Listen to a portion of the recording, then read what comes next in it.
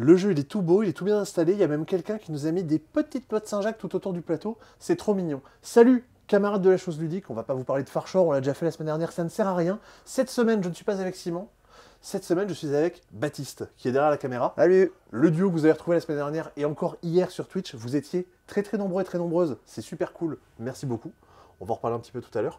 Au sommaire de cette émission, pas beaucoup de jeux, mais quand même des choses de qualité. On a Apiary, le nouveau jeu de chez Stone Meyer Games. On a From the Moon, le nouveau jeu notamment de Yoann Goupy, qui nous arrive à la boîte de jeu. On a, attention, regarde là, tout plein de nouveaux puzzles de chez Yellow.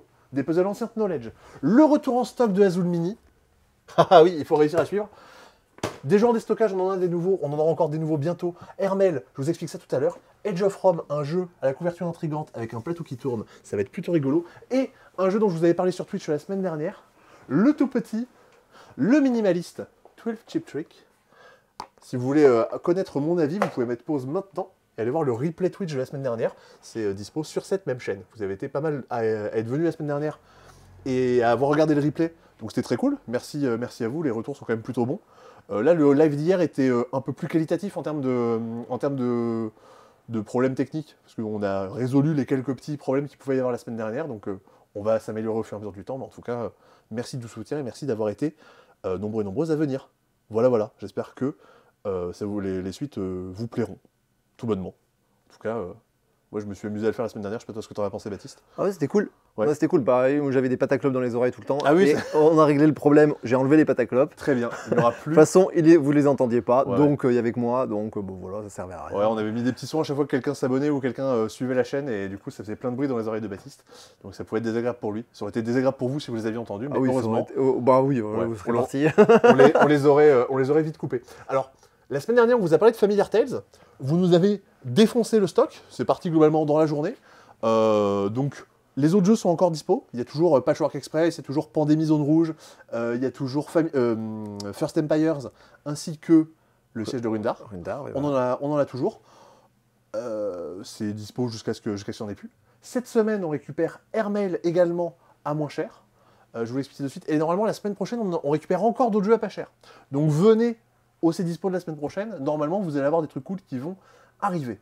Hermel, c'est le premier jeu que je vais vous présenter aujourd'hui. C'est un jeu qui était sorti il y a 1 an et demi, je dirais maintenant, et qu'on avait plutôt bien aimé. C'est un jeu qui va reprendre un principe, on va dire, tiré des Aventuriers du Rail. On est en train de développer ici, non pas un réseau de voies ferrées, mais un réseau de voies aériennes sur le plateau des États-Unis ou du Canada. Le plateau est recto verso. Je ne vais pas le retourner là maintenant parce que sinon ce sera compliqué pour l'expliquer. Et c'est un jeu qui est très cool. C'est un jeu qui reprend l'essence des Aventuriers du Rail sans en faire une copie, et qui va être globalement un peu plus compliqué, un tout petit peu plus initié que ce qu'il y a besoin de connaître pour jouer aux Aventuriers du Rail. Vous allez voir tout de suite de quoi il en est. Le principe de Hermel repose sur un système de petites cartes domino qu'on va avoir en main. Donc des cartes à chaque fois sur lesquelles vous avez 2 couleurs. À chaque tour, je vais prendre une de mes cartes et je vais venir la poser d'un bord ou de l'autre du plateau, d'un côté ou de l'autre de la chaîne qu'on est en train de créer autour du plateau, en faisant forcément une connexion de même couleur. Donc là, à mon tour, j'aurais pu jouer globalement une carte jaune ou une carte verte. Si j'en ai pas, en gros, je pourrais passer mon tour pour piocher des cartes. Une fois que j'ai fait ça, donc j'ai joué mon action qui me dit ce tour-ci tu vas faire du jaune, je vais pouvoir faire des actions qui vont concerner le secteur jaune. Je vais pouvoir faire 3 actions différentes principalement. Ça va être le fait de créer des lignes aériennes. Je veux dire, je prends un petit avion à moi et je le mets ici. Donc maintenant, j'ai une ligne à ma couleur qui connecte Salt Lake City et Cheyenne. Plus personne ne pourra venir se mettre à cet endroit-là en particulier. Je vais pouvoir également venir piocher des espèces de cartes destination, qui sont des espèces de missions à valider. Je vais pouvoir livrer des colis. Pour livrer des colis, il va falloir que je dise, alors, je pars d'une ville, de Salt Lake City, parce que j'ai un avion qui y part, et je vais voir jusqu'où je peux aller. Là, avec un seul avion sur le plateau, je vais aller jusqu'à Cheyenne, et je vais déposer un petit tube à ma couleur ici pour dire j'ai livré un colis à Cheyenne, j'ai gagné un petit jeton, c'est cool, ça me fera des petits bonus quand je le récupère. Maintenant que j'ai fait ça, j'ai déposé un colis qui était à une case de distance, je vais pouvoir gagner. J'ai déposé un colis à une case de distance, c'est un peu tout nul, il n'y a pas de... Il n'y a pas de bonus, c'est pas bien. L'idée, c'est d'essayer de déposer les colis à 2, 3, 4, 5, 6 cases de distance. Le truc, c'est qu'il faut déjà que les lignes aériennes soient construites tout du long de la partie. Je vais jouer, mais je ne suis pas tout seul. C'est-à-dire que chacun de notre tour, on va venir mettre des lignes aériennes dessus. Et vous, si vous venez vous y mettre, je vais pouvoir utiliser vos lignes aériennes pour livrer mes colis.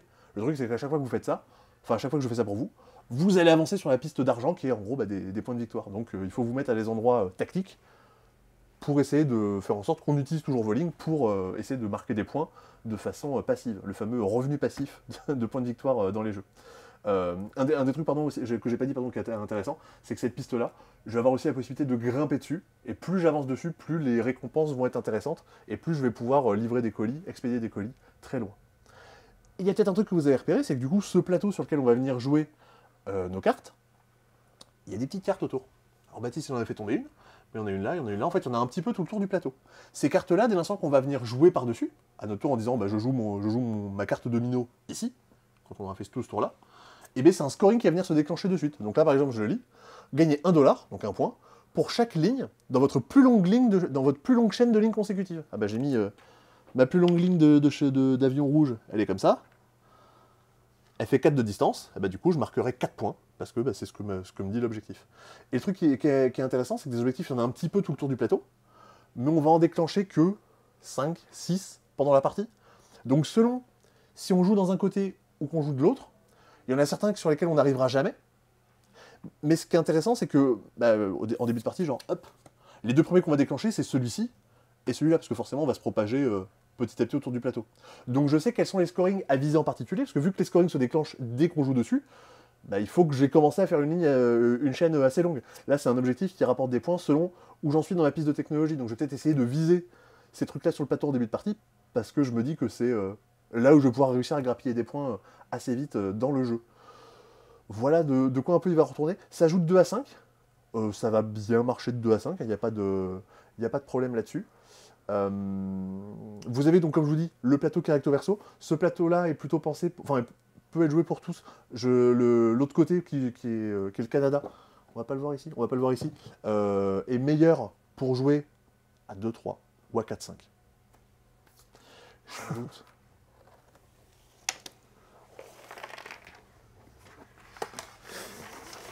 J'ai retourné le mauvais côté du plateau. Et bien écoutez, bon, tant qu'on y est, on va y aller. Le Canada, c'est pour 2-3, ça rime. J'aurais dû m'en douter. Voilà, il va falloir que je remette tout en place tout à l'heure, parce que demain matin, il y a quelqu'un qui vient prendre des photos de la boutique pour avoir les photos sur Google et tout. Ça peut être sympa, comme ça fera des commentaires, des gens qui ouais, disent franchement, il y a un plateau qui est gondolé, il y a des trucs dessous. C'est mal rangé, c'est n'importe quoi, il y a des cartes par terre. Non. Ça fera parler. Ne vous inquiétez pas, je vais un peu tout ranger. Le jeu, pardon, je vous ai même pas dit, il valait 50 €. Qui est à peu près le prix des Aventuriers du Rail. Il en vaut plus que 20. Donc c'est le prix de un peu plus cher que Styjo. Ce qui fait pas très cher quand on compare au matos et au fait d'avoir un jeu de plateau à ce prix-là. C'est quand même, globalement, assez peu cher. Un truc qui sera assez peu cher, c'est ce samedi. Donc demain, si vous regardez cette vidéo le jour de la sortie, si vous venez, on va vendre les jeux d'expo. Donc tous les jeux dont on sert pour mettre dans les C-Dispo, pour les exposer, pour vous les présenter en vidéo et tout. On va en vendre parce qu'à un moment, nous, ça ne nous sert à rien de les garder. Donc vous pourrez... Ça prend de la place. Ça prend beaucoup de place. Et du coup, vous allez pouvoir venir, donc, globalement, des jeux qui vont être sortis dans les 6-8 derniers mois. Vous allez avoir tout plein de choses. J'ai pas la liste en tête, c'est vrai que j'aurais pu demander à Chrissy qui m'en prépare. Je crois qu'il y en a pas mal. Mais il y en a pas mal, donc venez le matin à l'ouverture, ça ouvre à 10h. Et forcément, plus vous venez tard, moins il y en aura. Mais il y aura sûrement des trucs intéressants à faire. Voilà, je pense que... Non, j'allais dire, je pense qu'il y aura des stories de fête, mais en fait, je pense qu'il y aura déjà trop de monde, donc ça sert à rien de faire des stories, ça va juste encombrer la boutique. Donc regardez le C-Dispo, comme ça vous avez toutes les infos en temps et en heure. Pour avoir des infos en temps et en heure aussi, petite info que je vous glisse ici, on vous avait dit la semaine dernière que le top 10 de nos jeux préférés de 2023 sortait ce dimanche. Ça sortira au final mercredi. Ouais, c'est un peu utopique. Ouais, un tout petit peu plus tard. Comme ça vous laissera le temps de la regarder dans la semaine ou le week-end suivant. Comme ça, pas à dire ça sort le dimanche, donc il faut regarder le dimanche, mais vendredi, samedi, voilà, quand vous avez une soirée ou un moment libre. Parce que il y a beaucoup de montage. Baptiste, la vidéo dure 2h30. Voilà. 2h30 et quelques millièmes de seconde. Je pense que c'est globalement la vidéo la plus longue qui a jamais été de la faite. chaîne. Je pense qu'il y a peut-être hormis C-Dispo. Ouais, ça, je pense qu'il y a un C-Dispo qui doit être un peu plus long, notamment le tout premier C-Dispo que j'avais tourné. On avait présenté Alertao et tout, qui était un des derniers C-Dispo de Noël 2021, je pense. Ouais, non, c'était très rempli. Mais vraiment une des vidéos les plus longues de la chaîne. Donc vous allez pouvoir la regarder en plusieurs fois. Si jamais vous êtes... Voilà. Mais c'est cool. Franchement, il y a du rythme, c'était hyper chouette comme tournage et c'est plutôt chouette à monter. Donc, Ouais, parce que à monter, j'imagine qu'il y a des vidéos qui sont moins intéressantes à monter que d'autres, mais là, celle-là, ça va. Ouais, ça va. Bon, c'est un peu redondant. Tu vois, là, aujourd'hui, j'ai mis les titres. Ah ouais. Genre les jeux qui apparaissent, le nom, l'âge, tout ça, ça m'a pris la journée. Oui, d'accord. Tu fais pas tout dans l'ordre. Genre, tu fais pas je fais tout les 10 premières minutes, puis tout les 10 minutes suivantes. Non, tu fais cette tâche-là à fond. Ouais, bah en fait, c'était à tout le dérush, le choix des caméras, le choix de pouvoir voir ton dérush, quoi. Ouais. Et après, bah, je fais l'habillage. C'est-à-dire que je rajoute les effets, la musique, les vidéos par-dessus, les images, tout ça, quoi. La musique, comme ça, après les gens ils disent oh, c'est une musique de Zelda. Voilà. Oh, c'est une musique. Ouais. Bah oui. Ça fait des commentaires en plus. C'est ça. Mais ouais, il y a plein de petits clins d'œil. Souvent des musiques bien trouvées pour des gens particuliers. Bah, j'essaye. C'est pas évident. Je Ouais. sais pas s'il y aura la musique. Je sais pas si j'aurai le temps de mettre de la musique partout. Mais... Oui, et puis globalement, on parle quand même beaucoup. bah, c'est ça, du coup, ça habille quand même pas mal. Donc, il n'y a pas trop de blanc. Donc, ouais, non, ça va être. C'était vraiment très chouette. De toute façon, je l'ai dit pendant le live de la semaine dernière. Moi, je pense que c'est vraiment le tournage que j'ai préféré. Vraiment, on s'est éclaté. On a beaucoup débriefé après pour dire ah oui, voilà ce qui s'est passé. Enfin, en vrai, on se remémorait les trucs qui s'étaient passés le jour même ou la veille, tellement il y a eu des trucs épiques qui sont arrivés pendant la. Oui, c'était drôle. C'était assez complémentaire en fait. C'est ça qui est chouette, c'est que l'équipe est assez complémentaire. Ah, et ceux qui étaient représentés dans la vidéo sont plutôt complémentaires et disparates. Et puis facilement tendance à râler quand il y a un truc qui leur plaît pas. C'est gentil. Oui. Ah oui, non, il n'y a pas eu de pleurs, on s'est pas vexé. On se déteste entre nous, mais c'était déjà le cas avant. Non, c'est non, ça va. On râle beaucoup parce que forcément, tous nos jeux peuvent pas être dans la sélection finale, mais c'est aussi, ça fait aussi partie du jeu. Un jeu. Enfin, j'ai tenté une transition. Oui, j'ai vu que tu as tenté. Ça n'a pas marché du tout, ce que j'allais dire. Un jeu dont je vous ai parlé hier, mais c'était pas si fou. Non, je vous en ai parlé hier dans le live Twitch. Alors, ce live Twitch qui n'a pas encore eu lieu au moment où on tourne. Ah oui, c'est pour ça que dans ma tête, c'était là. Quoi? Qu'est-ce qu'il dit? Bah si, parce que cette vidéo, elle sort vendredi matin. Donc, le live Twitch était hier, mais c'est demain quand on retourne. Je suis Christopher Nolan. Ouais, je suis Christopher Nolan du jeu de société. Non, je vous en ai parlé du coup hier. C'est Apiary, qui est une sortie donc, de Matago, mais qui est principalement, qui est une localisation de Stone Meyer Games, qui est l'éditeur de Wingspan, de Sight, de Expedition, de Rolling Realms, de tout plein de jeux. C'est leur nouvelle sortie, et c'est un jeu d'une autrice qui s'appelle Connie Vogelman, qui est une illustre inconnue, dans le sens où elle est avocate, mais c'est son premier jeu édité. Donc souvent, quand quelqu'un sort son premier jeu, on va dire « Bon, d'accord, ok, qu'est-ce que c'est ?» Mais avoir son premier jeu édité chez Stone Meyer Games, c'est quand même pas rien, parce que c'est quand même un des éditeurs, des maisons d'édition les plus médiatisées au monde. C'est quand même les jeux qui sont sortis là-bas. Oui, il y a des petits trucs connus, quoi. Oui, voilà, non, mais il y a des trucs moins bien, mais globalement, ça reste quand même de qualitatif. Et je pense qu'un des derniers jeux de chez eux, qui avait été fait qui était le premier jeu de son autrice, c'était Wingspan, qui est sûrement leur plus gros succès. C'est vrai. Donc, s'ils font confiance à quelqu'un qui n'a jamais fait de jeu, il y a des chances que ça tienne la route. Et bien effectivement, moi je trouve que ça tient carrément la route. Je suis assez d'accord. Ouais. Tout le principe dans Apiary, c'est que vous incarnez des colonies d'abeilles dans l'espace. Oui. Alors déjà, dites-nous ce que vous pensez de cette couverture. Moi je la trouve magnifique. Beaucoup de gens trouvent que c'est horrible. Ah ouais? Ah ouais. Qu'est-ce qu'ils trouvent horrible? Je sais pas. Cool. Moi vraiment les couleurs, ça, je trouve ça magnifique. C'est Kwanchai Moriya qui est aux illustrations. Donc qui a illustré notamment Cryptid, qui a illustré Soy of Been Eaten, qui a dû illustrer aussi certains personnages dans Unmatched. Il me semble qu'il a fait ça. De toute façon, il y a plein de gens qui ont illustré Unmatched, donc ce serait pas étonnant. Et donc, on incarne ces colonies d'abeilles dans l'espace qui se sont développées technologiquement après la disparition de l'espèce humaine, parce qu'elles sont malines, ces petites abeilles. Elles ont exploré les ruines, elles ont manipulé la technologie humaine, et maintenant elles vont dans l'espace. Voilà l'histoire qu'on vous raconte. À partir de là, ça reste un jeu de gestion. Voilà.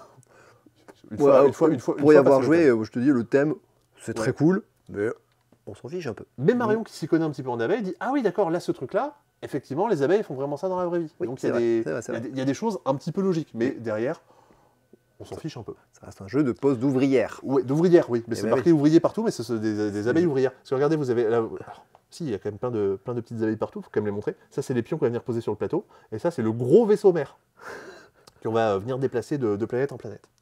Qu'est-ce qui se passe donc dans Apiary? Donc, comme disait Baptiste, c'est un jeu de pose d'ouvrière. À mon tour, je prends une de mes ouvrières et je la mets à un emplacement du plateau.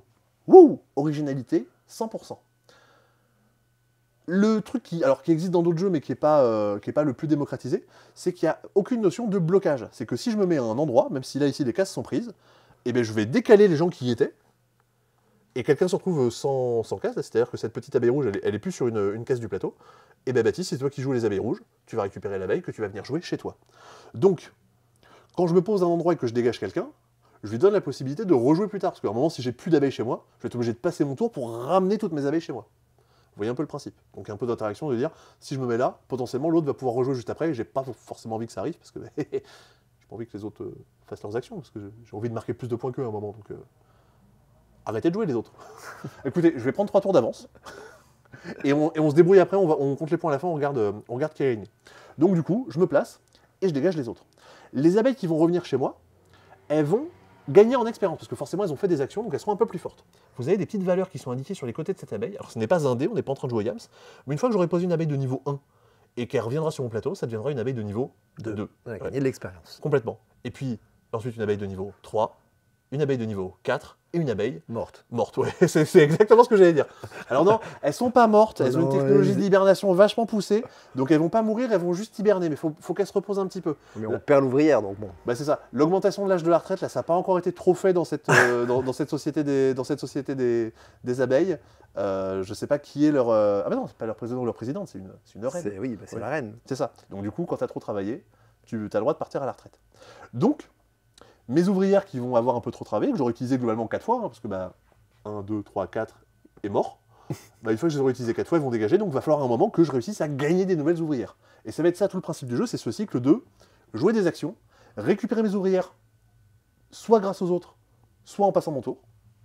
Et au bout d'un moment, j'ai plus de pions, donc il va falloir que j'en gagne d'une façon différente. Derrière, qu'est-ce qui va se passer? Ici, on se déplace de planète en planète, et on va pouvoir gagner des ressources, qu'on va pouvoir venir mettre sur notre plateau. Ici, on va payer pour construire des tuiles chez nous, ici des fermes pour produire et stocker des ressources. Augmenter la ruche, quoi. Ouais, agrandir notre ruche. Ouais.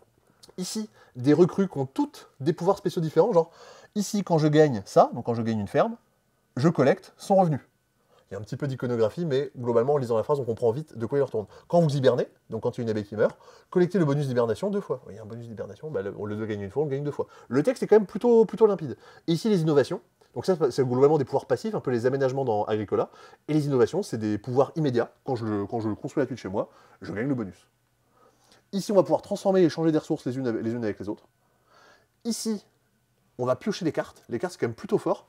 Les cartes, soit ça me sert de scoring de fin de partie, soit ça me sert un peu de joker que je garde dans ma manche. À un moment, je dis à mon tour, au début de mon tour, je peux dire, alors tiens, je joue cette carte, je fais cet effet, je joue cette carte, je fais cet effet, je joue cette carte, je fais cet effet.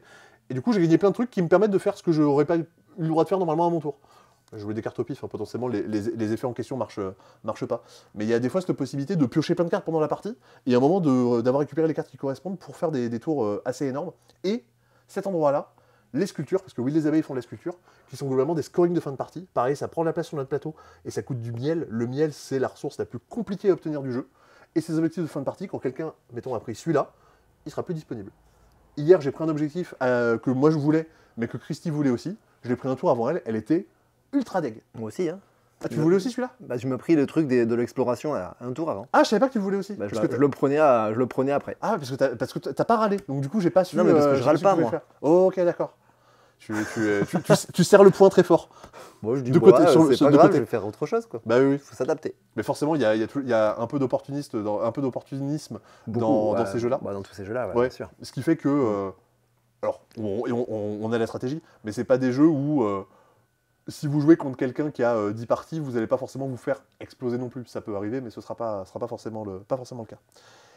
Et du coup, qu'est-ce qu'il faut en dire? Bah, moi, j'ai trouvé ça très très bien. J'en ai fait 5 parties pour l'instant, dont 2 en solo. Toujours pareil, un mode solo qui tourne très bien. Vous pouvez y aller si vous aimez les jeux solo. En fait, moi, ce que j'ai beaucoup aimé dans ces parties-là, c'est qu'à chaque fois, j'ai pas l'impression de faire la même chose. Parce que vous incarnez une faction d'abeilles. Vous en avez 20 différentes dans la boîte. Donc en gros, qui vont chacune avoir une mise en place particulière, mais surtout qui auront chacune un pouvoir spécial particulier. Donc ils vous disent, globalement, toi, t'es plutôt fort là-dedans, plutôt fort là-dedans. Le principe des corpos dans Terraforming Mars. Vous avez donc ces tuiles-là qui vous donnent des pouvoirs spéciaux ou des pouvoirs immédiats. Alors là, on n'a pas tout sorti des tuiles, vous en avez genre à peu près 2 fois plus que ça. Donc, vous n'allez jamais tomber sur les mêmes, ou quand vous jouez en multi, bah, vous n'allez pas pouvoir acheter les mêmes, parce que les autres vont vouloir aussi les acheter avant vous. Donc, vous n'aurez pas les mêmes forces et les mêmes faiblesses à chaque partie. Donc, vous n'aurez pas les mêmes capacités. vous n'aurez pas les mêmes scoring de fin de partie, bon ça c'est assez classique. Et puis ça, ces cartes-là, bon effectivement il y en a beaucoup, mais il y a des pouvoirs qui sont sacrément pétés. En fait, dans le jeu, que ce soit les recrues, les tuiles, les cartes, il y a tout qui est pété. Vraiment, tout est fort. Donc, globalement, on est content parce qu'on fait plein de trucs et il y a un côté il y a une grosse montée en puissance pendant la partie. Il y a une espèce de tempo aussi qui est plutôt rigolote, qui est justement cette notion de perdre ses ouvrières et de devoir en regagner au fur et à mesure. En fait, il y a un moment où on a plein d'ouvrières niveau 4, et le tour d'après, on n'a plus rien. Sauf si on a anticipé et tout. Et en fait, le timing de monter, et d'un seul coup, on redémarre quasiment de zéro en termes de capacité. On a les pouvoirs en plus, hein, mais en termes de le nombre de tours que je pourrais jouer, ce qui est pas, j'ai trouvé pas forcément commune. C'est pas un truc qu'on trouve dans tous les jeux en tout cas. Donc c'est pour toutes ces raisons moi, que je trouve ça plutôt intéressant. Je sais pas, qu'est-ce que toi, Baptiste, tu disais que c'était peut-être un peu trop classique en fait, non, c'est tout ce côté jeu de pose d'ouvriers. Ouais. En fait, c'est je pose des ouvriers pour avoir des ressources, pour monter. Bah, oui, j'ai joué à des dizaines de jeux comme ça. Ouais. Mais effectivement, le côté les ouvriers qui vieillissent, il y avait un peu de côté dans Descendance. Ouais, effectivement. Bah, et j'aimais beaucoup Descendance. Donc en fait, je retrouve un petit peu ce côté-là. Le côté où tu te bloques pas vraiment. Donc tu regardes un peu ce que font les autres, mais c'est pas agressif. Ouais, Mais, mais t'as pas forcément envie de redonner les abeilles aux autres. Oui, Mais, c'est vrai. Mais Descendance, en tout cas, c'est clairement une des inspirations. Il y a justement Jamie Stegmaier, donc l'éditeur de Stone Meyer Games, fait pas mal de vidéos sur sa chaîne. Il a notamment fait une vidéo avec Connie Vogelman, qui est, où justement il parle un peu elle parle de ses 5 inspirations. 5 jeux qui l'ont inspiré pour faire Apiary. Évidemment, elle cite Descendance, qui est un jeu dans lequel forcément on a tout un cycle de personnages qui va venir se renouveler. Ce que j'ai pas dit, c'est que j'ai pas chronométré hier, mais la règle s'explique en une dizaine de minutes, je pense. Oui, bah on a mis 2 heures, explication et installation comprise. Ouais, peut-être 2h10 avec l'installation, parce qu'il y a un tout petit peu de matos à sortir. Mais en fait, du fait qu'il y ait 6 actions et qu'on repose sur les trucs classiques, et que justement il y a plein de pouvoirs spéciaux, la complexité du jeu va jouer dans la combinaison des effets et pas tant dans ce que j'ai le droit de faire à mon tour. Parce que comme il n'y a pas de blocage, comme il n'y a pas de machin, le jeu est très facile enfin, la première partie est très facile à démarrer. Et ce que moi, des fois, j'aime bien dans les jeux, que ça déborde pas de cas particuliers, d'exceptions dans tous les sens. Non, là, il y a tout qui est ouais, c'est vrai que souvent dans les gros jeux comme ça, tu comprends pas trop les règles au début. Tu dis, bon, je vais faire une partie et elle va servir à rien. Et tu fais ta première demi-partie un peu à l'aveugle. Et au bout de la moitié, tu dis, bah, j'ai fait n'importe quoi, je suis à la masse. Là, il m'a fallu un tour pour vraiment tout comprendre et me dire, ok, c'est bon, j'ai compris et je vois ce que je peux faire, quoi. C'est pas. Et puis, il y a beau avoir donc de dire j'achète cette tuile, donc elle est plus disponible, machin. Mais comme dans Wingspan, on peut planifier un peu d'un tour à l'autre. C'est-à-dire que pendant le tour des autres, globalement, je sais ce que je vais avoir envie de faire. C'est-à-dire que de dire, ok, si j'ai pas d'abeilles chez moi, je passe mon tour et je ramasse tout. Par contre, si quelqu'un me libère mon abeille, je sais quelle action j'ai envie de faire un peu en avance. C'est justement ce que ça évite le downtime. C'est ça, puis des fois, tu as envie qu'on te la vire aussi, parce que pour qu'elle augmente en puissance, pour qu'elle soit plus forte aussi. Quoi.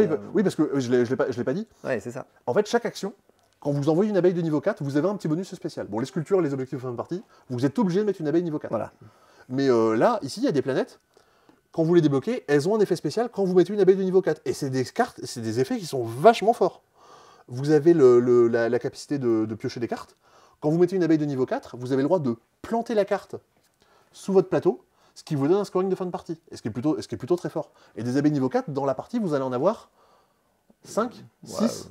Au grand max, ouais. Ouais. C'est-à-dire que vous allez pas en avoir beaucoup. Donc en fait, toutes ces actions-là, en fait, dès que vous avez une abeille de niveau 4, vous avez envie de la mettre sur chacune des actions du jeu, et c'est pas possible, vous pouvez le mettre qu'une seule fois, parce qu'après, dans tous les cas, elle est cannée.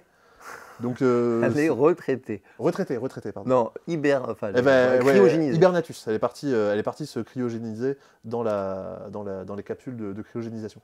Mais justement, il y a le fait de monter les abeilles en niveau a aussi cet avantage-là. Il y a aussi un dernier truc à noter. Alors là, pas du tout sur le jeu, juste pour parler de Connie Vogelman. Je le disais donc, Stone Meyer Games, qui est quand même pas n'importe qui, enfin l'éditeur est pas n'importe qui, fait confiance à une nouvelle autrice pour son premier jeu. Et plus exactement, elle fait confiance à une nouvelle autrice pour ses 2 premiers jeux. Parce que le prochain jeu de Stone Meyer Games, Wingspan, le fameux, le Wingspan 2, on en parlera quand on aura pu y jouer et qu'on aura plus d'infos que de dire ça m'intéresse, ça m'intéresse pas. Oui, c'est les Wingspan avec des dragons, quoi. Oui. Ouais. Pour le moment, c'est ça. Un peu plus que ça quand même. Et c'est l'autrice de Wingspan. Elizabeth Hargrave a bossé en tant que développeuse sur le jeu, mais celle qui a initié le projet, on va dire, c'est aussi elle. A priori, bon, faut voir effectivement si Wingspan tient la route ou pas, mais si le jeu tient la route, a priori, plutôt une autrice à suivre dans les années suivantes. En tout cas, ça donne envie de s'y intéresser. Tu fais tes 2 premiers jeux, c'est des gros blockbusters, tu fais OK. Je vais au moins regarder ce que tu fais les prochaines fois, parce que potentiellement, ça peut être des trucs très bien. Clairement. Voilà. Ça vaut 70 €. C'est vrai qu'il faut dire les prix maintenant dans la vidéo. Regarde, je vais faire un travelling arrière parce que comme j'ai pas de retour son et je m'inquiète pour le son. Ah ouais, t'as peur que ce soit coupé Non, mais tout va bien. Tout va bien. Hop là, Ouais. travelling avant. Waouh, c'est magnifique. T'as vu? C'est le zoom manuel. Là, du coup, je vous ai présenté un jeu qu'on a évoqué hier en stream. Là, je vais vous parler d'un jeu dont on a parlé la semaine dernière en stream. Un jeu qui nous vient tout droit de chez Mandu Games, éditeur coréen qui nous a sorti cette année, enfin l'année dernière, The Veil of Eternity, qui devrait revenir en stock le mois prochain, quelque chose comme ça. Le tout petit 12 Chip Trick. 12 Chip Trick, c'est un jeu qui va se jouer à 3. Ça peut jouer à 2, ça peut jouer à 4, mais... Ouais, c'est idéalement à 3. C'est idéalement à 3. À 4, ce sera bien. À 2, c'est vraiment plus une variante pour le rendre jouable à 2 qu'autre chose. C'est plutôt 3-4. C'est un jeu de pli dans lequel vous jouez avec seulement 12 jetons. Alors vous jouez avec 16 jetons si vous jouez à 4. Du coup, le titre du jeu a plus vraiment de sens, mais, mais vous avez l'idée. Ces jetons, vous en avez 12, ils sont numérotés de 1 à 12. Oh, wow. C'est très... Ah oui, c'est un jeu de pli. On ne joue pas avec des cartes, on joue avec des jetons de poker. Voilà. Ici, c'est un peu du luxe. Pourquoi est-ce que c'est comme ça? Voilà. Mais en tout cas, on joue avec des jetons de poker, donc il faut... Ça s'abîme pas. Ça s'abîme. C'est vrai, ça ne s'abîme pas. Je suis sûr qu'il y a des gens qui peuvent les manger et qui vont... Ouais. Il y a forcément des gens. À partir du moment où on m'a dit, excusez-moi, est-ce que vous avez le Jungle Speed, mais pas avec le totem en bois, avec le totem en plastique? J'ai dit, non, ça se fait plus. De toute façon, le bois en général, c'est quand même un peu mieux, un peu plus résistant, tout ça. Non, c'est pas parce que c'est plus résistant, c'est parce que ça fait moins. Le plastique, ça fait moins mal quand on se le prend dans la tête. Et c'est pas faux. Ouais. Donc quand on te demande des jeux comme ça, tu peux te dire, des gens vont être capables d'abîmer des jetons de poker. Mais en général, c'est la version qui est en grande surface, le Jungle Speed plastique. Je savais même pas qu'il se faisait encore. Si, mais en général, c'est celui qui est vendu à Auchan ou tout ça, enfin dans les grandes surfaces. Nous avons du bois. Voilà. On a de la chance. Donc, le flip trick pour y revenir. Jeu de pli, à chaque tour, vous jouez un jeton au centre de la table. On évite de jeter les jetons dans la tête. On évite de jeter les jetons dans la tête ou de les manger. La personne qui a joué le jeton de plus grande valeur, un jeu comme ça, va remporter le pli. Donc là, en l'occurrence, c'est le 12. Le 12 qui remporte le pli. Et chacun notre tour, en commençant par la personne qui a gagné, va choisir un jeton. Celui qu'il ou elle veut. Donc là, par exemple, ici, le 12 va pouvoir dire, moi, je prends le 10. Toi, Baptiste, tu reprends ton 11. Et moi, je prends le 12. Allez. La personne qui a gagné le pli, ce jeton va rester sur la table. Dans sa zone de score. Dans sa zone de score. Donc on va avoir un jeton de moins dans sa main. Et nous, tous les deux, on n'a pas gagné le pli, notre jeton, on revient dans notre main. On va jouer comme ça, chaque pli, jusqu'à ce que quelqu'un n'ait plus de jetons dans sa main. À ce moment-là, on compte les points. On compte les points de tous les jetons qui sont posés devant nous, et des jetons qui sont dans nos mains. Si j'ai plus grand score, j'ai gagné. Mais si je dépasse 21, j'explose. Donc on a envie d'avoir un gros score, mais pas trop non plus. Donc typiquement, gagner un 10 et le mettre dans sa zone de score, on démarre avec c'est risqué. Avec un petit handicap. Voilà. Il y a un truc qui est plutôt rigolo dans le jeu, c'est que vous voyez, du coup, les jetons ont 2 couleurs, mais ça a aucune... Enfin, ça n'a rien à voir avec les cartes de couleurs dont on a l'habitude de parler dans les jeux de pli. Je peux jouer des jetons bleus, des jetons rouges, peu importe. Le jeton rouge, par contre, une fois qu'il est en jeu, imaginons que le pli avait été ici, 10, 11, 4, donc là, c'est Baptiste qui gagne. Il y a un jeton rouge, donc Baptiste est obligé de prendre le jeton rouge. Donc tu le prends, et tu le poses devant toi. S'il y avait eu un deuxième jeton rouge, là c'est à moi de choisir un jeton, j'aurais été obligé de prendre le jeton rouge. Et du coup, ce troisième larron qui est invisible aurait récupéré le seul jeton qui reste, à savoir le jeton bleu. Donc les jetons rouges, ça va aussi permettre de pouvoir faire des espèces de pièges, de dire « Ah là, vous avez mis des valeurs, bah tiens, je te mets un 9, comme ça le 9, tu es obligé de le mettre dans ta zone de score, et 9 sur 21, ça remplit déjà pas mal l'effectif. » On joue des manches, quand quelqu'un a gagné 2, 3 manches, selon le mode qu'on utilise, la partie est remportée. Aussi simple que ça, mais qu'est-ce que c'est casse-tête? Ouais, c'est casse-tête. Mais en fait, ce qui est original, c'est un jeu de pli, assez classique, mais c'est un jeu de pli où tu récupères des cartes que potentiellement des autres ont joué dans le même tour, pour potentiellement refaire un pli plus tard. Enfin, tu vois ce que je veux dire? Ce qu'on a vu dans des jeux de défausse comme Scout ou comme ou comme Caro Combo. Ouais. Il y a aussi ce côté de récupérer des cartes, mais là, c'est beaucoup plus minimaliste que ces jeux-là. Et ça marche très bien. Ouais. Si jamais vous avez tendance à être un peu hypermnésique, à tout retenir, vous allez savoir où sont les jetons partout et vous allez pouvoir dire ah, attends. Toi, t'as le duel 4, du coup, si je joue ça, tu vas jouer ça. Et ça peut faire un peu fumer le cerveau. J'ai un pote qui était comme ça, justement, on a joué, il réfléchissait un peu à chaque fois. Et on avait l'impression qu'il souffrait parce qu'il avait trop d'informations dans sa tête et c'était compliqué pour lui. Mais en tout cas, on a plutôt apprécié. C'est un peu cher malgré le matériel parce que forcément, c'est des jetons de poker, ça vaut 19 €. Mais moi, j'aime beaucoup en tout cas le format et la tête que ça a. Donc encore une fois, un jeu de chez Mandou qui est plutôt très cool. De quoi qu'on parle? Oh bah des petits retours en stock.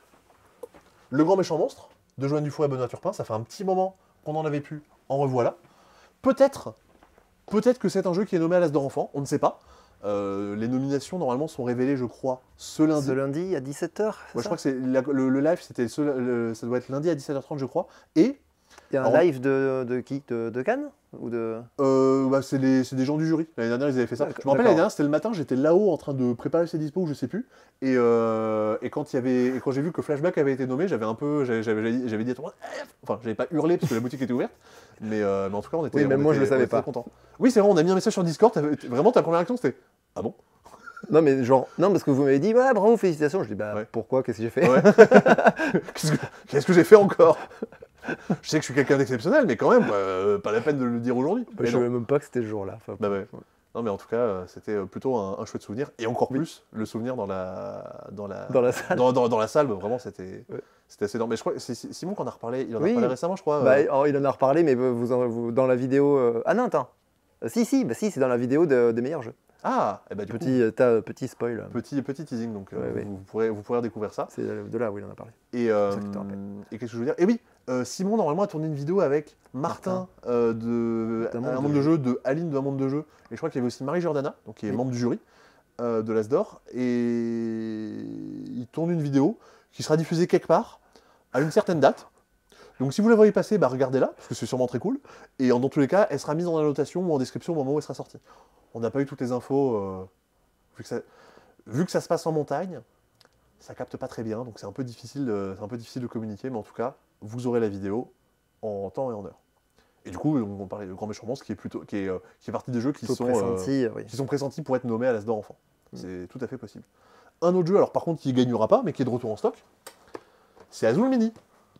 L'année dernière, quand c'était sorti, je crois que c'est sorti en juin ou en juillet, il y avait... je crois que le jeu est resté en stock à peu près une semaine et demie. Donc là, j'espère qu'il y en a quand même un petit peu plus.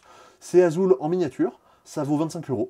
Et c'est trop bien. Faites des jeux comme ça. Faites des versions miniatures et pas chères de vos jeux.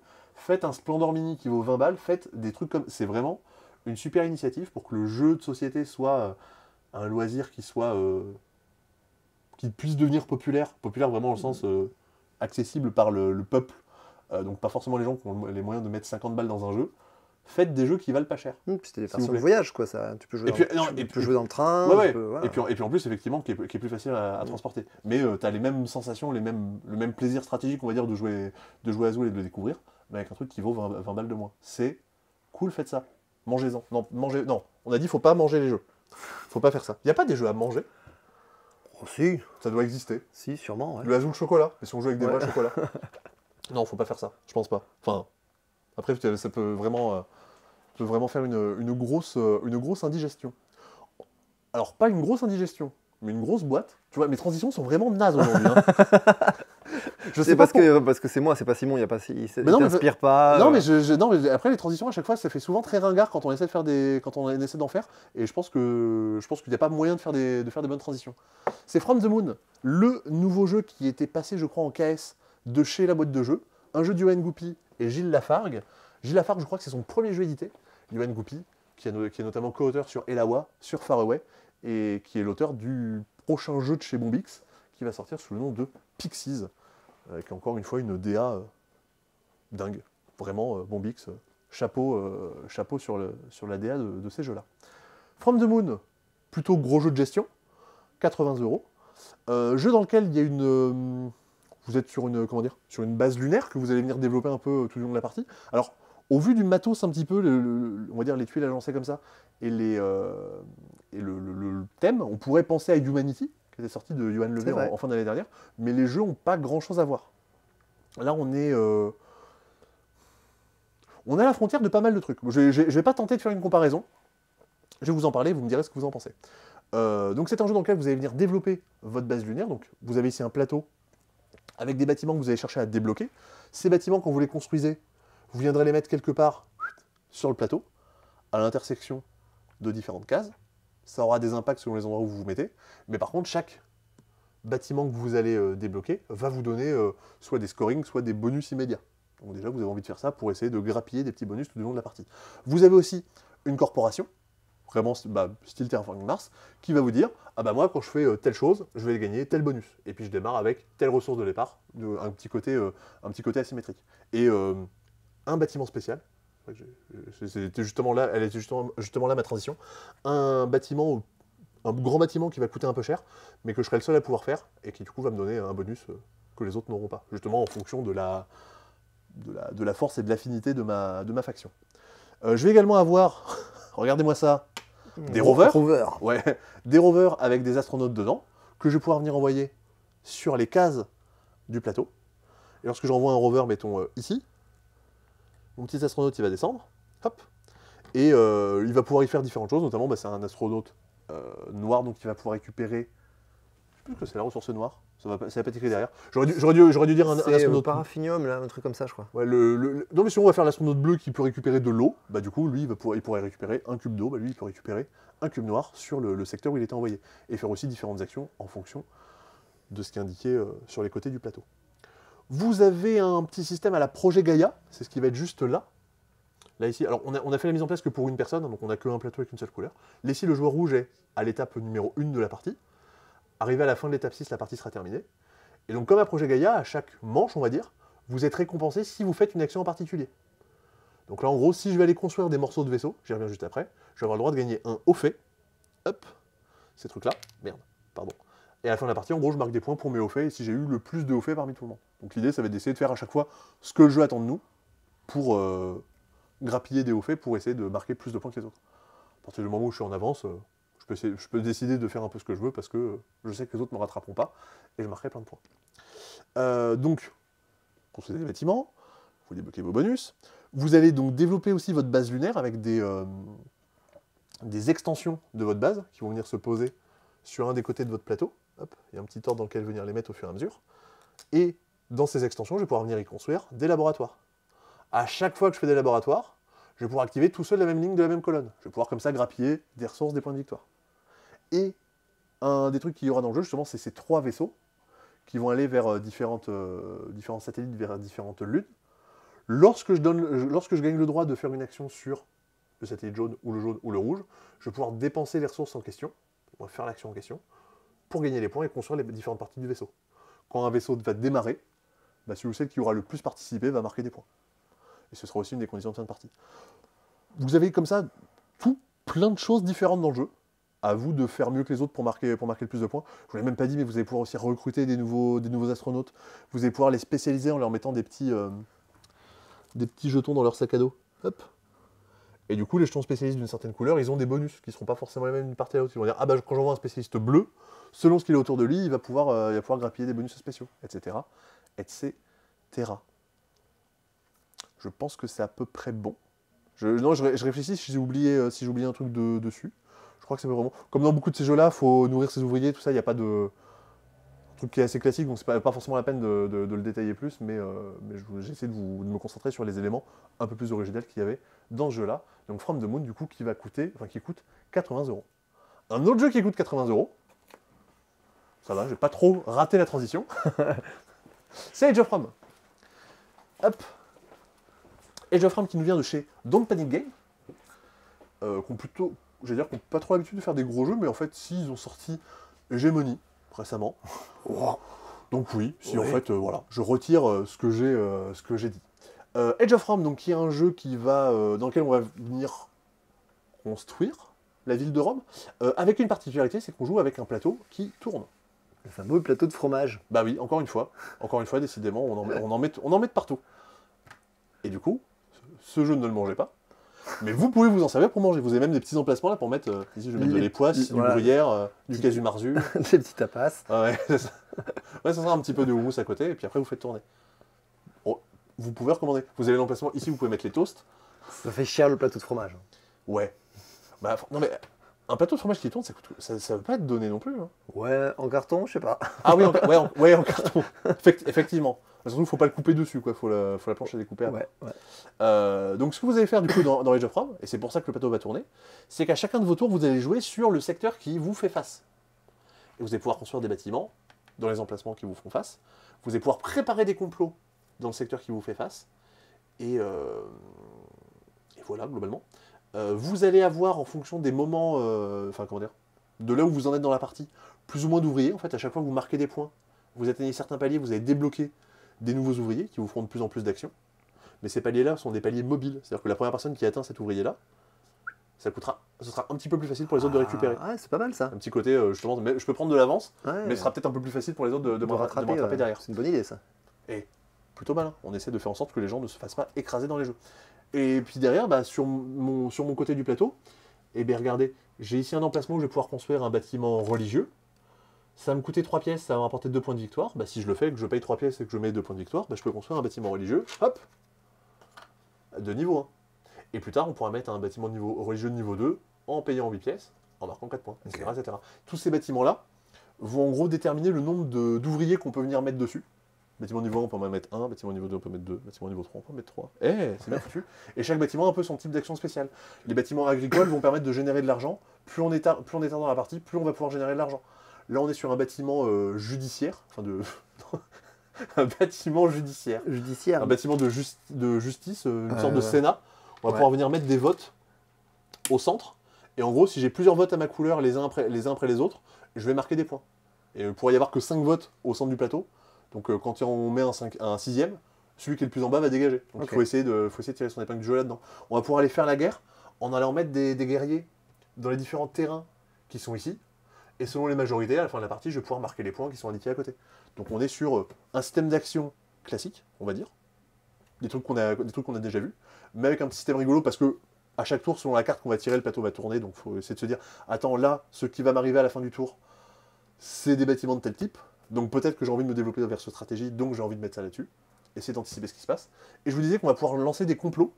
En gros, c'est des pions que je vais pouvoir venir poser sur le plateau. Et les complots, bon, je les prépare dans mon terrain, mais j'ai pas envie de les déclencher sur moi, parce que sinon ce serait un peu bête. Oui. Et une fois que le plateau aura tourné, je pourrais dire, ah tiens, le complot qui est là, c'est bon, je le déclenche, ça t'arrive dans la tête. Et en gros, selon le peuple que je vais jouer, je vais avoir des petits pouvoirs différents pour mon complot. Faire perdre des points à quelqu'un, le faire reculer sur une piste, etc. etc.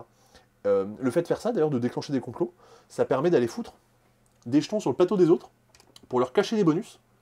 Au début, on démarre tous avec ça. Et ce qui fait que moi, si je fais un complot, je vais libérer un espace, donc je vais pouvoir débloquer un bonus, qui sont en gros des actions, enfin, des améliorations pour certaines des actions qu'il y a dans le jeu. D'accord. Voilà. Vous savez à peu près tout ce qu'il y a à savoir. Non, il y a un mode coopératif / mode solo. J'avoue que j'ai pas trop regardé en quoi ça consistait. Désolé. Parce que c'était déjà quand même assez. J'aime bien assez la DA, c'est joli. Ouais. Ça a un petit côté, truc d'Astérix, je trouve. Ouais. Carte d'Astérix. Moi j'aurais dit peut-être un peu certains jeux mobiles. Certains. Aussi. Vraiment les jeux assez classiques où tu construis. Construis une ville, t'attends 3 heures que ton bâtiment soit construit, tu peux aller après attaquer les autres et tout. C'est vrai. Ça fait un peu penser à ça. Du coup, c'est Ivan Scale qui a illustré, que je ne connais pas du tout. Même la couve est intéressante. Bah, en fait, il y a une une construction. On sent que y a une silhouette, ça a été remplacé par autre chose. Ça a été un peu réfléchi. J'aime bien les boîtes blanches en général. Je trouve que c'est joli. Qu'est-ce qu'il y a comme jeu avec une boîte blanche? Il y en a plein. Boîte Hokkaido, il y en a plein. Ah non, en termes de beauté. Oui. Ah oui, d'accord. Je pensais en termes de. Globalement, j'aime bien les jeux qui ont des boîtes blanches. Non, j'aime bien le graphisme d'une illustration avec du blanc. Voilà. Je réfléchis si j'en ai un qui me vient en tête. Je vois Chakra. Moi, j'ai Faraway. Faraway, c'est pas tant la boîte que je trouve jolie, c'est plutôt le jeu en général. Il y a Dany. Dany qui a une boîte blanche. T'as vu la transition? Et Dany qui est de retour en stock. Et c'est pas ma pire de la vidéo. Je vais ramasser mon carnet parce que sinon je vais oublier. Donc j'avais dit Age of Rome ça coûte 80. Dany, ouais, ça fait un petit moment qu'on en avait plus. Ce petit jeu de on se fait deviner des choses mais avec un trait autour de la table qui veut essayer de faire pencher la balance du mauvais côté. Moi j'aime beaucoup, avec des illustrations pour le coup très clivantes, on peut dire ouais, ça. Hein. C'est de Antoine Bayargo. Moi j'aime beaucoup. Si je dis pas de bêtises, oui, c'est le nom qui est indiqué. J'ai vraiment beaucoup aimé. Ouais, un jeu de chez Gros Games. Gros Games qui sort un jeu la semaine prochaine aussi, on en reparlera, un jeu à deux dans une nouvelle collection. Dany du coup qui vaut 22 €. Retour en stock également de Super Skill Pinball 4Cade, la collection de jeux à cocher de flipper que moi je trouve très bien, notamment pour jouer en solo.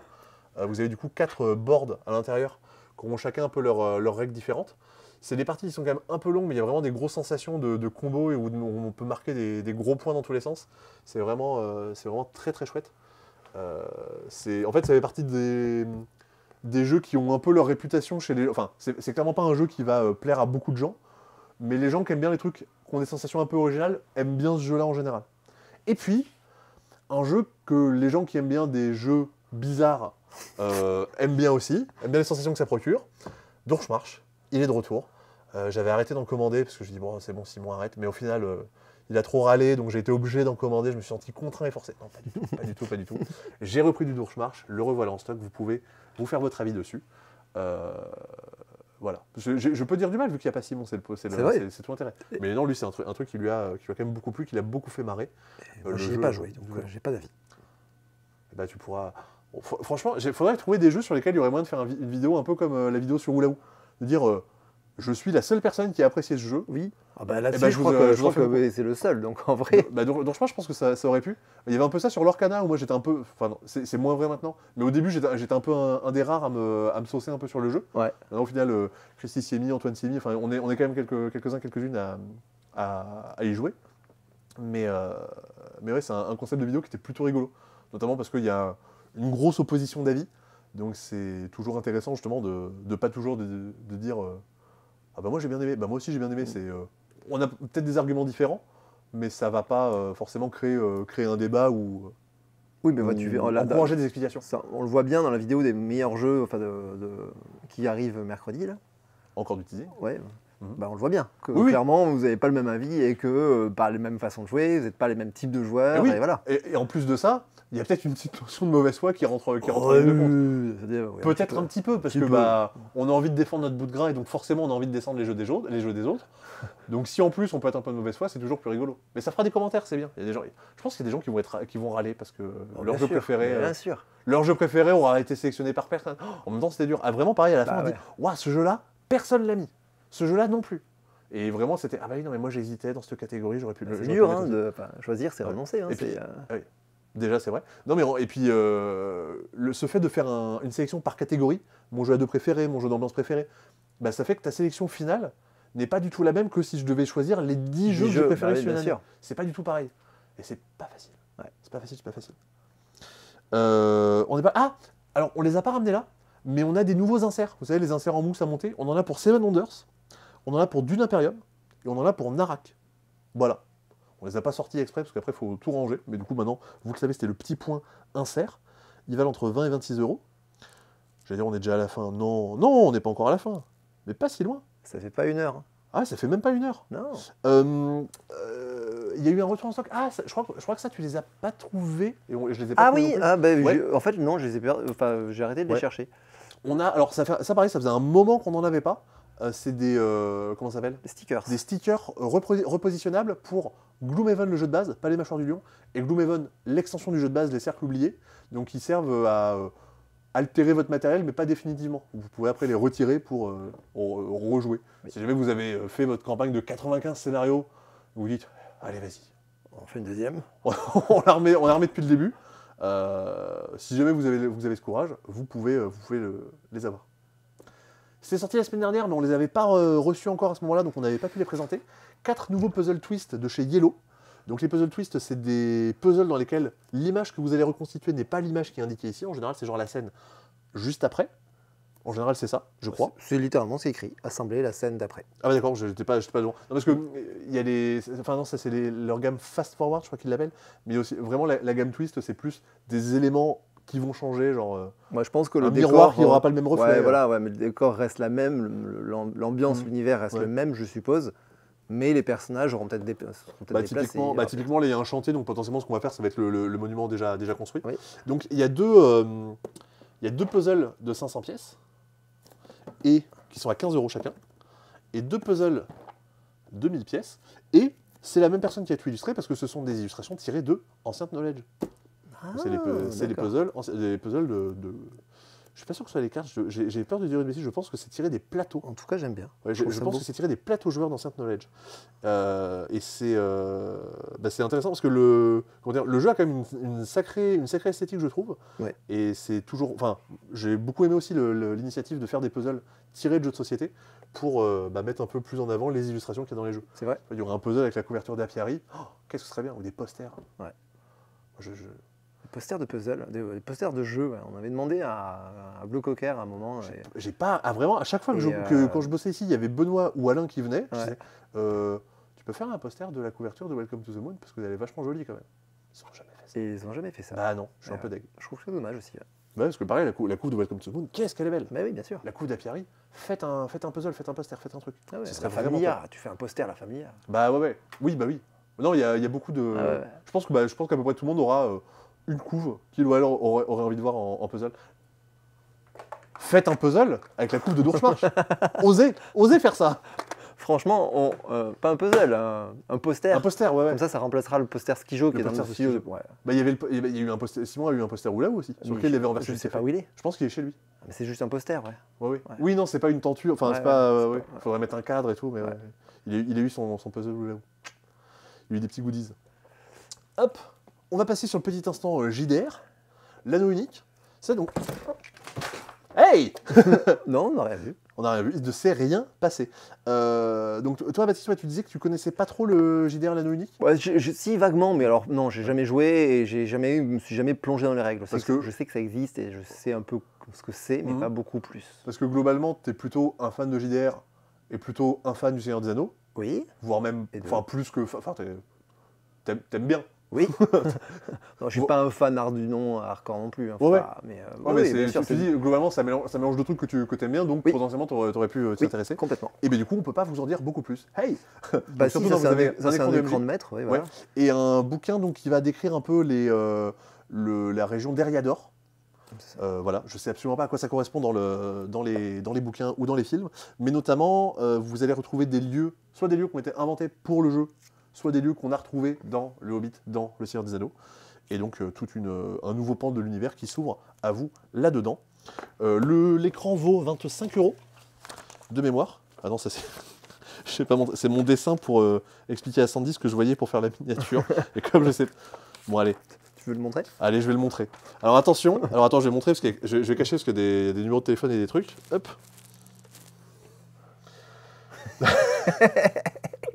Alors, je ne sais absolument pas dessiner.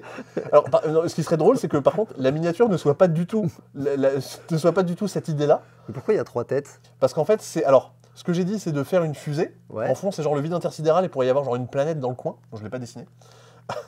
Et en gros, c'est une fusée avec des gros hublots. Et genre, ça, c'est ma tête, ça, c'est ta tête, et ça, c'est la tête de Maya l'abeille. D'accord. Parce que du coup, on part dans l'espace, vu qu'il y a From the Moon et Apiari, avec Maya l'abeille.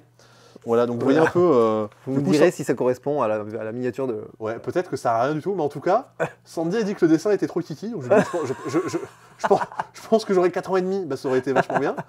J'en ai 27. On va dire que je le prends bien. Non, mais j'ai jamais appris à dessiner, donc forcément, je sais pas. On comprend. Mais on comprend. C'est ça, le but, c'est de se faire comprendre.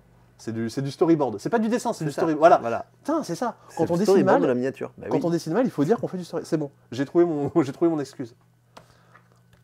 Je vérifie juste, parce que pour voir si on termine par là ou pas. Alors on avait pensé à faire une mise en scène et tout, mais on l'a pas fait. Parce que j'ai oublié de prendre des bougies. Oui, effectivement, c'est le dernier. Ah non, pardon. Hop. Oui, il y a ça. Oui, voilà. Caché, donc je ne voyais pas. Voilà. Nouvelle extension pour Bang Legends. Il n'y a aucune info sur Internet. Globalement, vous avez des versions alternatives des personnages de base. C'est ça, ouais, c'est ce que j'ai vu. Ouais. Et vous avez des espèces d'objectifs à valider.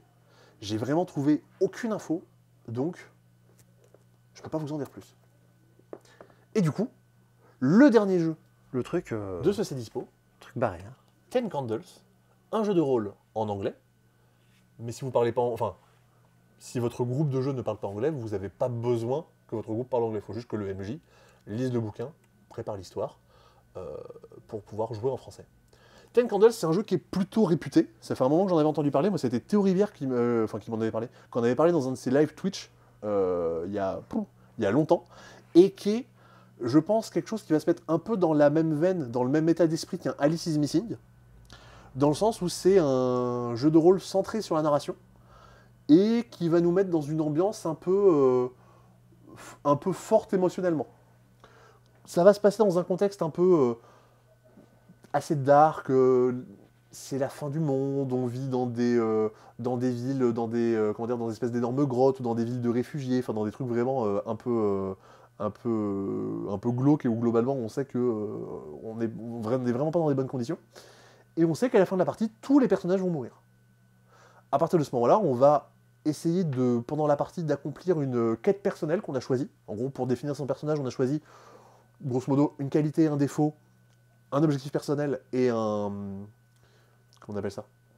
J'ai pas trouvé la traduction du mot, mais c'est en gros le jour où vraiment ça ne va plus du tout dans ma vie, qu'est-ce que je me mets à faire? Du genre, le jour où je pète un plomb, je ne peux rien faire tant que je ne suis pas en train de boire de l'eau. Ce qui fait que je ne vais pas arrêter de pisser. C'est peut-être pas le meilleur exemple. Ou alors, dès l'instant que je vais voir quelqu'un, je vais être obligé de le frapper avant de lui adresser la parole. C'est en gros une espèce de trait de personnalité, mais vraiment au moment où je suis au plus bas dans ma vie.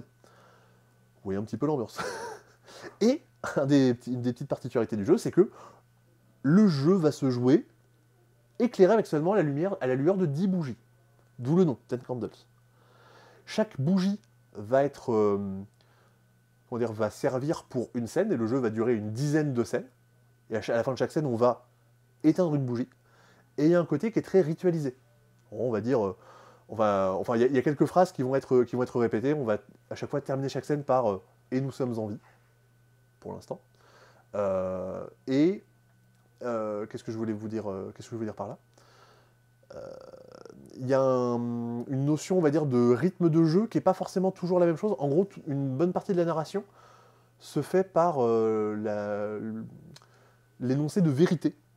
Et en fait, c'est pas seulement genre le ou la MJ qui va avoir préparé son scénario et où des choses se déroulent dans un cadre préétabli, mais tout le monde, le ou la MJ et les joueurs et joueuses vont donc donner des vérités qui sont des choses qui existent, qui sont vraies dans l'univers. Ça peut être, dans le magasin, en fait, il y a un tueur en série qui est à l'étage.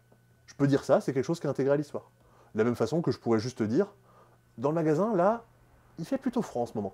Donc ça peut être un peu tout et n'importe quoi des vérités, mais ça permet de poser un cadre pour savoir dans quelle scène, dans quel contexte on est en train d'évoluer actuellement. Et, du fait que vous vous retrouvez de plus en plus dans le noir, du fait que vous savez que votre personnage va mourir, du fait que peut-être votre quête, qui est un peu le dernier objectif de votre vie avant de mourir, parce que c'est la merde dans le monde, si jamais vous n'y arrivez pas, vous risquez peut-être d'être un petit peu peiné. Et c'est un peu tous ces éléments-là qui font que vous êtes investi dans le jeu, et vous avez peut-être pleuré à la fin. Un peu comme dans les Alice is Missing, vous allez enregistrer un message aussi avant de démarrer la partie que vous réécouterez après, qui aura peut-être une sonorité un peu différente en fonction de ce qui s'y est passé. Et selon les personnes avec qui vous allez jouer, selon le cadre de base et selon ce que chacune va vouloir faire, vous allez pouvoir faire beaucoup de choses différentes. Voilà. C'est un jeu assez immersif et c'est un jeu qui va chercher le côté émotionnel et qui va chercher tout ça. Complètement. Et les gens sont frileux de sortir ce genre de jeu. La preuve, ça fait 5 ans qu'il est sorti en anglais. C'est pas en français. On en a fait venir justement quelques exemplaires et ça vaut méga cher parce que c'est pas des gros tirages, je pense. C'est un tout petit bouquin, ça vaut 43 €. Ouais. Effectivement. Mais c'est toujours le truc de, forcément, vu que c'est pas une grosse production, vu que c'est pas un truc qui est fait à la chaîne, ça coûte un petit peu. C'est totalement le genre de truc qui m'intéresse, qui me hype, que j'ai envie d'aller chercher, que j'ai envie d'aller titiller, voir ce que ça provoque, voir ce que tu peux en faire. Voir. Et puis, avec pas grand-chose, de voir à quel point tu peux arriver à créer un souvenir, à créer une histoire, à créer quelque chose qui te marque et qui marque les autres. Je pense qu'en tout cas, t'es parti, tu t'en rappelles. Vraiment, c'est vraiment pour ça que je compare Alice is Missing. Ouais, clairement. Dans ce même paradigme de jeu. Où effectivement, c'est pas tant on joue des gens, on joue des gens badass, mais plutôt on se projette dans des situations qu'on espère à tout prix ne jamais vivre dans notre vie. Ah ouais. Très envie de le tester. Ouais. Mais c'est ça, bah, pareil, dès que j'avais entendu Théo en parler, je fais ok, ce nom je le retiens et j'ai clairement envie de pouvoir y jouer un jour. Et qu'est-ce que je voulais en dire de plus? Pareil, je suis à peu près sûr que Tony serait très intéressé parce que oui, clairement. Il a beaucoup aimé Alice is Missing. Je pense qu'il pourrait être intéressé aussi. Faut qu'on s'organise ça, ça se joue à combien? Je pense que tu peux faire à peu près autant que tu veux. Ils mettent 2,5. Ouais, mais 3 c'est bien, 3, 4, je pense. Je suis pas sûr, je suis pas sûr que tu sois limité. Je mettrai peut-être le lien dans la description. Il y a beaucoup d'actual play. Donc des gens qui jouent en vidéo. Si vous voulez voir un petit peu l'ambiance qui est posée autour de la table, voir un peu ce que ça peut donner, c'est... Franchement, on y joue, on va jouer dans la cave. Alors... il y a l'ambiance. Hein. Ouais, mais faut mettre du feu. Non, alors attention, parce que quand le KS avait été lancé, tu avais l'auteur qui avait fait une vidéo de présentation, et même lui, c'était filmé au téléphone avec un truc de qualité un peu toute pourrie, donc c'était assez glauque. Et donc il avait ses bougies, et il disait qu'en gros, je sais plus à quel moment c'est dans le jeu, mais quand t'as un échec ou quand t'as un truc qui t'arrive qui est pas bien, tu vas en gros perdre une de tes caractéristiques. Ce que je disais, genre ta qualité, ton défaut, ça va disparaître, et jusqu'à ce qu'il reste à la fin que le moment où tu brilles. Et en fait, t'écris ça sur des papiers, et du coup, à chaque fois que ça t'arrive, il brûle le papier. Et donc vraiment, tu vois, t'as le mec qui parle tout seul, qui filme comme ça, qui prend son papier, qui le brûle, et après qui le met du coup dans un grand bol pour pas que ça se propage. Et t'as un peu l'impression de, tu sais, la vidéo de... Mais Baptiste, t'es pas net? Si, je suis très net. Si, je l'ai vu il y a pas longtemps. Le mec qui fait cramer des trucs dans sa chambre. Oui. Il y a un peu ce délire là, mais non, du coup, il a fait un jeu de rôle émotionnellement marquant. Steven Dewey. Ouais. Voilà. Bon. On en a fini pour ce C'est Dispo. Peut-être un peu plus posé que quand Simon est en train d'hurler partout, mais c'est bien aussi, ça change un petit peu. On peut pas toujours être dans la démesure. La semaine prochaine, j'espère qu'il va pouvoir crier pour nous présenter tout ce qu'on aura à vous expliquer. On se retrouve soit lundi sur la chaîne secondaire pour le replay du live, soit mercredi sur la chaîne principale pour le top 10 de nos jeux préférés 2023, soit la semaine prochaine pour un nouveau C'est Dispo. À bientôt. Salut!